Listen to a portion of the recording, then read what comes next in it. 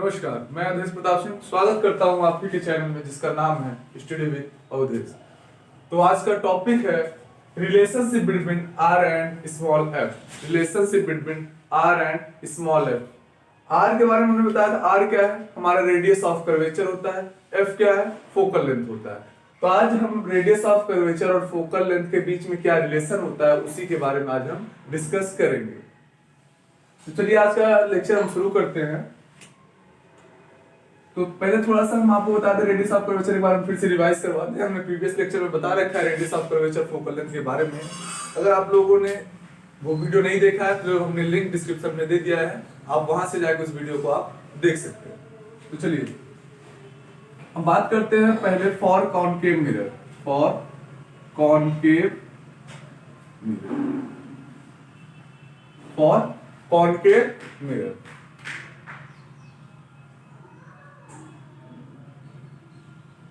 देखिए हमने concave mirror बना दिया है। इसका रिफ्लेक्टिंग सरफेस जो है अंदर की तरफ है, ये कॉनकेव मिरर है। ये हमारा पोल है, ये हमारा सेंटर ऑफ कर्वेचर है। ये हमारा सेंटर ऑफ कर्वेचर। तो सेंटर ऑफ कर्वेचर क्या होता है? हमारा जो स्फेरिकल मिरर है, जिस स्फीयर का पार्ट होता है उस स्फीयर का जो सेंटर होता है वही सेंटर ऑफ कर्वेचर होता है। तो अगर रेडियस ऑफ कर्वेचर की बात करें तो सेंटर ऑफ कर्वेचर से पोल के बीच का जो डिस्टेंस होगा वही हमारा रेडियस ऑफ कर्वेचर कहलाता है। तो हमारा ये वाला जो डिस्टेंस होगा यही रेडियस ऑफ कर्वेचर होगा। इसे कैपिटल आर से डिनोट करते हैं। तो अब फोकस कहाँ है? फोकस, प्रिंसिपल फोकस हमारा कहाँ है? तो प्रिंसिपल फोकस हमारा, हमने प्रीवियस लेक्चर में आपको बताया था कि अगर कोई भी लाइट रे प्रिंसिपल एक्सिस के पैरेलल आती है तो जिस पॉइंट पर रिफ्लेक्ट होने के बाद प्रिंसिपल एक्सिस को कट करती है वही हमारा प्रिंसिपल फोकस कहलाता है। जैसे मान लीजिए कोई पैरेलल लाइट रे आई प्रिंसिपल एक्सिस के, मिरर पर पड़ने के बाद रिफ्लेक्ट हो गई, तो ये पॉइंट क्या कहलाएगा? Principal focus. इसे कैपिटल एफ से डिनोट करते हैं। इसे कैपिटल एफ से डिनोट करते हैं। फोकल लेंथ क्या होता है? प्रिंसिपल फोकस से पोल के बीच के डिस्टेंस को फोकल लेंथ कहते हैं। तो मतलब यहां से यहां के बीच का डिस्टेंस को हम क्या कहेंगे? Focal length. मतलब फोकस और पोल के बीच के डिस्टेंस को क्या कहेंगे? फोकल लेंथ कहेंगे। तो फोकल लेंथ और रेडियस ऑफ कर्वेचर के बीच में रिलेशन क्या होता है? तो हमारे हम लोग क्लासेस में तमाम बुकों में हमारे दिया गया है रेडियस ऑफ कर्वेचर और फोकल लेंथ के बारे में। तो हम लिखते हैं यहाँ पर, और आपको यहां से दिख भी रहा होगा जे डिस्टेंस है इसका आधा है, मतलब small f equal to R by 2, या हम कह सकते हैं r equal to 2f। Radius of curvature focal length का दुगना होता है, या कहें हम focal length radius of curvature का आधा होता है। यही इन दोनों के बीच में रिलेशन होता है, रेडियस ऑफ कर्वेचर और फोकल लेंथ के बीच में। तो कॉनकेव मिरर के केस में relationship between R and F के बारे में आप लोग फिर से एक बार देख लीजिए। अगर हमारा रेडियस ऑफ कर्वेचर आर है और फोकल लेंथ स्मॉल एफ है तो इन दोनों के बीच में रिलेशन होता है F equal to R by 2 या आर इक्वल टू 2f। चलिए हो गया। चलिए बात करते हैं हम कॉन्वेक्स मिरर के केस में। कॉन्वेक्स मिरर के केस में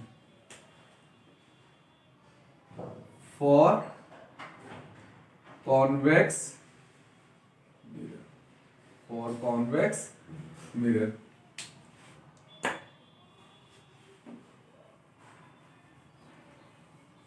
तो एक कॉन्वेक्स मिरर हम बनाते हैं, आप लोग बताइएगा सही बना है या नहीं।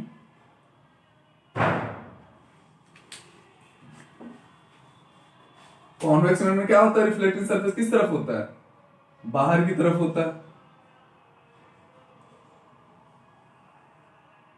ये देखिए, ये हमारा पोल हो गया, ये हो गया हमारा सेंटर ऑफ कर्वेचर, और ये डिस्टेंस हमारी क्या हो गई? Radius of curvature. तो यहां पर फोकस हमने क्या बताया था?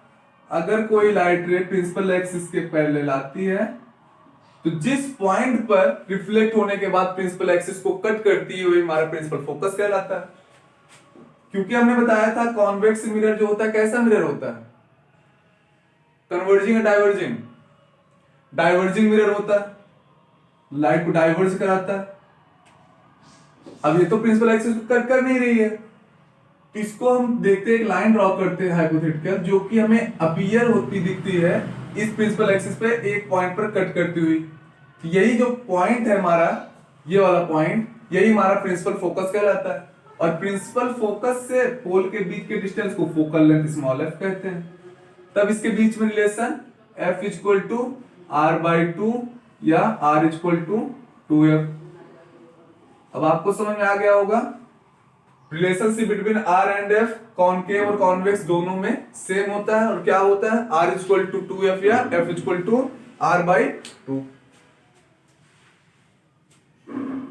क्लियर?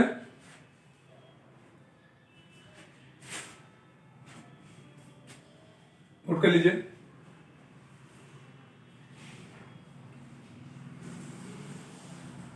चलिए, इसी समय हम आपको मिरर फार्मूला भी बता देते हैं, मिरर फार्मूला भी बता देते हैं।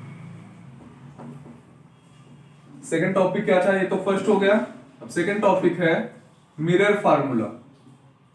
मिरर फार्मूला या कहीं कहीं बुक में दिया गया है रिलेशन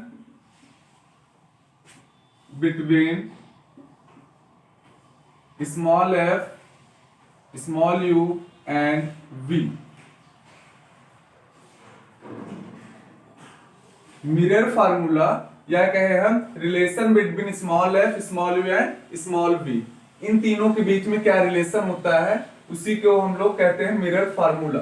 ठीक है, इन तीनों के बीच में रिलेशन होता है 1/f equal to 1/v plus 1/u। ये दोनों के केस में होता है, कॉनकेव के केस में भी और कॉन्वेक्स केस में, दोनों केस में concave mirror and convex mirror. बस अंतर क्या होता है, हमने साइन कन्वेंशन में आपको बताया था small f v u concave में कैसा होता है, कॉन्वेक्स में कैसा होता है, वही इन दोनों में हम इस फार्मूले में रख के, अगर हमें दो चीजें नोन हो और तीसरी अननोन हो तो उसको हम इस फार्मूले के द्वारा निकाल सकते हैं। जैसे अगर मान लीजिए हमको v दिया है, v क्या है, यहां पर लिख रहे हैं वेयर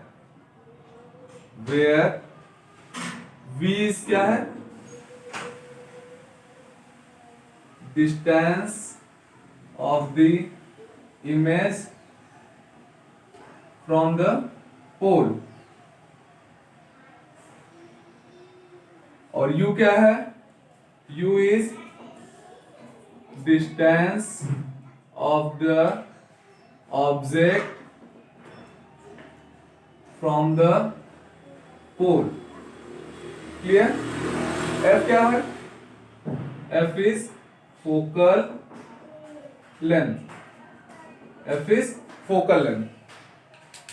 इस मिरर फार्मूले का यूज बहुत इंपॉर्टेंट है, इसका कई बार एग्जाम में क्वेश्चन भी आ चुके हैं इस फार्मूले के बेस पर। जैसे आपको दे दिया गया एक ऑब्जेक्ट है जो कि हमारे पोल से 2 सेंटीमीटर की दूरी पे रखा गया है और उस मिरर का जो फोकल लेंथ है 5 सेंटीमीटर है, तो आप इमेज कहां पर बनेगा, इमेज का डिस्टेंस क्या होगा आप लोग बताइए। तो इसी फार्मूले का यूज करके हम लोग बता सकते हैं।